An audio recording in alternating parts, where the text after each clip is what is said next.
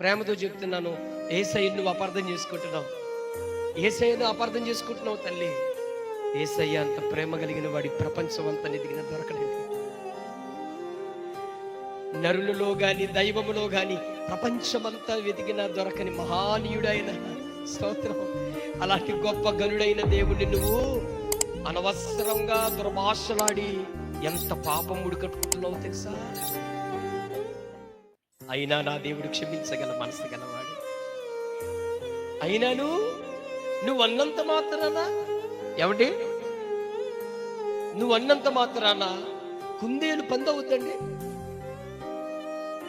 అమ్మా, కుందేలు పొందవద్దా? నీ దృష్టిలో పొందవచ్చు, కుందేలు పొందవద్దండి.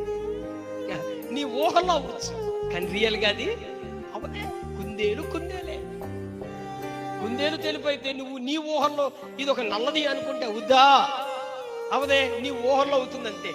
ఆ ఊహల్లో వెళ్ళిన వాళ్ళు నీతో పాటు నరకాగ్ని కూడమే, అందులో తిరగలేదు. యేసయ్య సత్యము, యేసయ్య మార్గము, యేసయ్య జీవమని నువ్వు గుర్తించే ఆ మనసులో నువ్వు ఉంటే క్షేమం. క్షేమం ప్రియులరా, క్షేమం.